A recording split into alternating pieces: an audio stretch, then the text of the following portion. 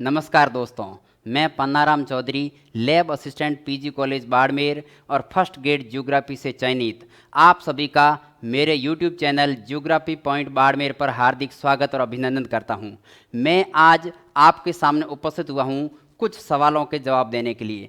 पिछले कुछ समय से मेरे दोस्त मुझे पूछ रहे थे कि सर आपने REET, post office, lab assistant, first grade, RAS, NET, SET सारी परीक्षाएं उत्तीर्ण कैसे की? ऐसी कौन सी रणनीतियां हैं या ऐसे कौन से शॉर्ट ट्रिक्स है जिसके माध्यम से आपने ये परीक्षाएं उत्तीर्ण की? तो उन्हीं सवालों के जवाब देने के लिए मैं उपस्थित हुआ हूं आपके सामने। तो देखिए, किसी भी परीक्षा की तैयारी करने के लिए सबसे पहले यह जरूरी है कि आप दिमाग में डिसाइड करें कि आप तैयारी कर किसकी रहे हैं। चाहे कोई भी हो, चाहे रीट की करता हो, फर्स्ट ग्रेड हो, सेकंड ग्रेड हो, लैब असिस्टेंट हो, एलडीसी हो, किसी भी एग्जाम की तैयारी करो उससे पहले यह डिसाइड करें कि अपन तैयारी कर किसकी रहे हैं। जिस एग्जाम की तैयारी कर रहे हैं उसकी रूपरेखा अपने दिमाग में होनी चाहिए। सबसे पहली विद्यार्थी की आवश्यकता तो ये होनी चाहिए। दूसरा है कि जो एग्जाम आपने दिमाग में सोच रखा है कि मैं इस एग्जाम की तैयारी कर रहा हूं, उस एग्जाम की सबसे अच्छी बुक लिस्ट कौन सी है। और बुक लिस्ट सबसे अच्छी का मतलब है कि प्रमाणिक बुक लिस्ट कौन सी है, प्रमाणिक बुक्स कौन सी है। इन चीजों पर अपने को ध्यान देना होगा। तीसरी, ये जब दोनों बातें आपके दिमाग में हो जाए कि मैं उस एग्जाम की तैयारी कर रहा हूं, उस एग्जाम की बुक लिस्ट ये है, तो फिर अपने पास ये होना चाहिए कि जो एग्जाम आप तैयारी कर रहे हैं, जिस एग्जाम की तैयारी कर रहे हैं, उसका सिलेबस हमेशा, जब भी आप जिस भी टेबल पर या जिस भी लाइब्रेरी में पढ़ते हो, उस समय सिलेबस आपके सामने होना चाहिए। या मैं तो ये कहूँगा कि सिलेबस आपके दिमाग में कंठस्थ होना चाहिए, आपको याद होना चाहिए, ताकि उसे होगा ये कि आपको पता चले कि जो मैं पढ़ रहा हूँ वो सही पढ़ रहा हूँ या नहीं। उसके बाद में चौथी बात यह है कि जो पढ़ते हैं उस पढ़ने के बाद स्मार्ट स्टडी कैसे करें, स्मार्ट टेक्निक कौन सी अपनाएं जिससे अपने को दूसरों से अलग सरल तरीके से याद कर सकें या उस एग्जाम को और आसानी से क्रैक कर सकें। तो उसके लिए सबसे पहली बात तो यह है कि आपके एग्जाम में जो भी पुराने पेपर आए हुए हैं, पुराने पेपर जो भी है, उन पुराने पेपरों को देखें। पुराने पेपर देखने से क्या होगा? पुराने पेपरों को देखने से जिस एग्जाम की तैयारी करें उस एग्जाम का ट्रेंड क्या चल रहा है, उसमें सवाल आने की प्रकृति कैसी है, एग्जाम का पैटर्न क्या है, उस एग्जाम के पैटर्न के बारे में अपने को पूरी जानकारी मिल जाएगी। इससे होगा ये कि अपन दूसरों से थोड़ी अलग तैयारी करेंगे। अलग कैसे? ट्रेंड कैसा है उस हिसाब से सिलेबस को पढ़ेंगे। जो टॉपिक, कौन से टॉपिक से ज्यादा सवाल आ रहे हैं, जैसे जनसंख्या से कोई सवाल आ रहा है तो उसको टॉपिक को ज्यादा पढ़ेंगे, बाकी वालों का अपन कम पढ़ेंगे। जैसे पशुपालन से सवाल कम आ रहा है, कम आते हैं एग्जाम में, तो उस टॉपिक को बहुत कम ध्यान देंगे। तो इससे ये होगा कि अपने एग्जाम पैटर्न समझ में आ जाएगा। फिर होगा कि प्रॉपर गाइड होना चाहिए। आपके एक दो ऐसे खास मित्र या एक दो ऐसे टीचर्स होने चाहिए जिससे आप हमेशा डिस्कस करें कि मैंने ये पढ़ा, ये कैसा है, किस टाइप का है, ऐसे सवाल आए एग्जाम में नहीं आए, उस हिसाब से अपने को डिस्कस करते रहना चाहिए उनके साथ। अगला है कि हार्ड वर्क से नहीं बचें। आजकल हो क्या रहा है कि 12th पास स्टूडेंट अधिकांश हार्ड वर्क से डरते हैं। सर सबसे आसान तरीका बताओ जिससे हमें हार्ड वर्क नहीं करना पड़े। होता यह है कि हार्ड वर्क के बिना कोई भी एग्जाम पास आज की दिनांक में होता नहीं है, क्योंकि कंपटीशन बहुत ज़्यादा है और उसमें हार्ड वर्क से आप बच नहीं सकते। तो हार्ड वर्क तो आपको करना पड़ेगा। अगला है कि दोस्ती का वातावरण कैसा हो। यह सबसे महत्वपूर्ण है कि आप जिस एग्जाम की तैयारी कर रहे हैं उस एग्जाम से रिलेटेड दोस्त आप अधिक से अधिक बनाएं, और वो दोस्त वो हो जो पढ़ने वाले हो, जो पढ़ने वाले हो। ऐसा नहीं हो कोई आपके साथी है और आपको डिस्टर्ब करने आ गए, आपके पास आके फोन चलाने लगे या कोई इंस्टाग्राम पर रील्स देखने लगे। इस हिसाब से नहीं।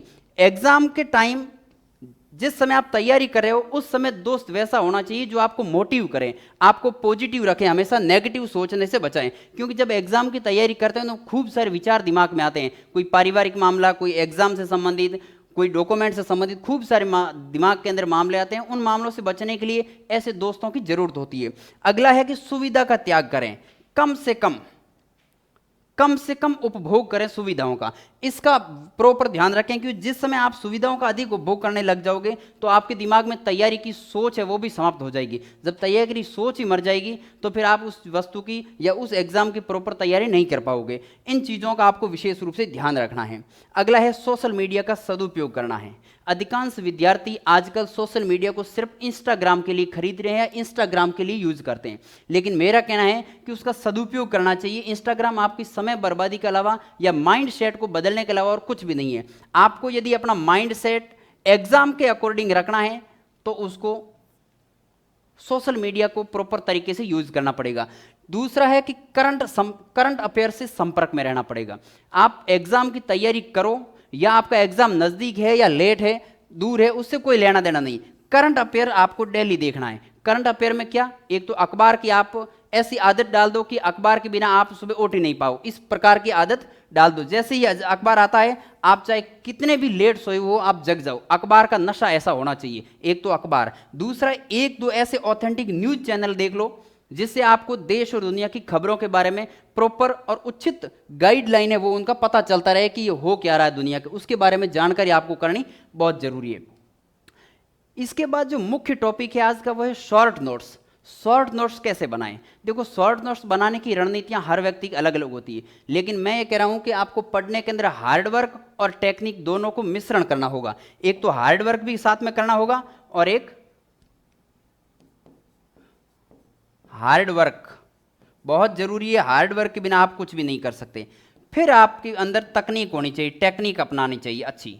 ये दोनों जब बनेंगे, ये दोनों विशेषताएं आप में एक साथ विकसित हो जाएगी, उस समय आप शॉर्ट नोट्स बनाना अच्छे से सीख जाओगे। अब शॉर्ट नोट्स को कैसे बनाना है? शॉर्ट नोट्स बनाने के लिए सबसे पहले तो आपको बुक को पढ़ना है। जिस भी एग्जाम की आप तैयारी कर रहे हो उस एग्जाम से रिलेटेड सबसे अच्छी आपके लिए बुक्स कौन सी है या प्रमाणिक बुक्स कौन सी है, उस बुक्स को मेरे हिसाब से तो आप एनसीईआरटी, आरबीसी जो राजस्थान सरकार की बुक्स आती है उन पर थोड़ा सा ज़्यादा ध्यान रखें।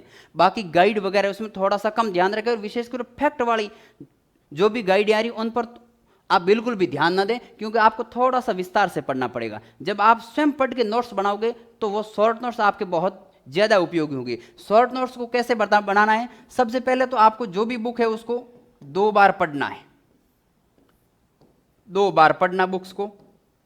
2 बार बुक्स को पढ़ने के बाद आपको रफ के अंदर, रफ कार्य के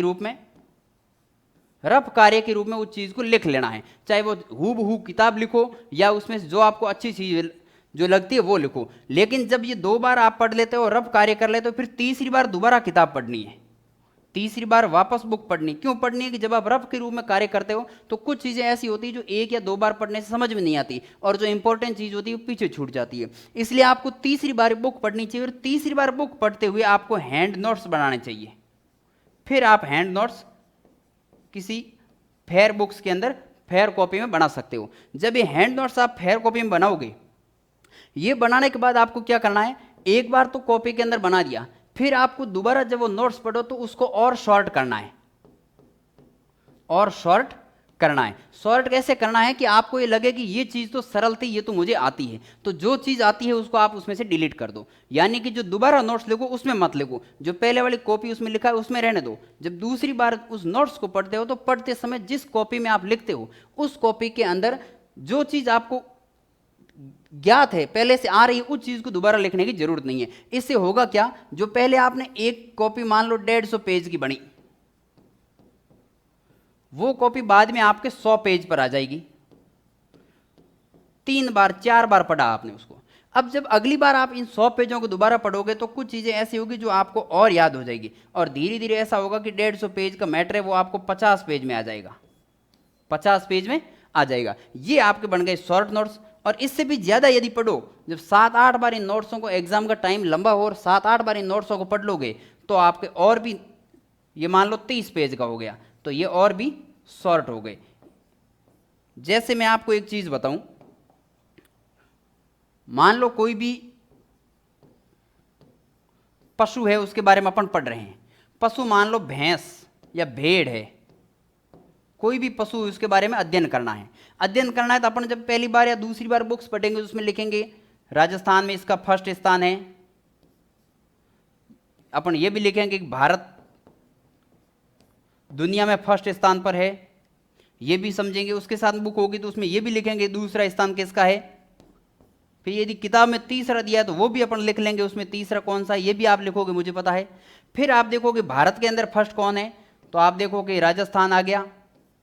राजस्थान के बाद में आप इसमें देखोगे राजस्थान में कौन कौन से जिले उसमें दे रखे हैं। मान लो उसमें बीकानेर दे रखा है, या बाड़मेर दे रखा है, या जोधपुर दे रखा है, ये दे रखा है। अब आप एग्जाम किसकी तैयारी कर रहे हो? आप कर रहे हो मान लो बीएसटीसी की, या आप कर रहे हो मान लो लैब असिस्टेंट की, या किसी और राजस्थान से रिलेटेड एग्जाम उसकी तैयारी करो, उसमें सिलेबस दे रखा है राजस्थान के पशुपालन, राजस्थान के पशुपालन, आप किसी भी गाइड को उठा के देखना उसमें ये सारी चीजें लिखी हुई होगी।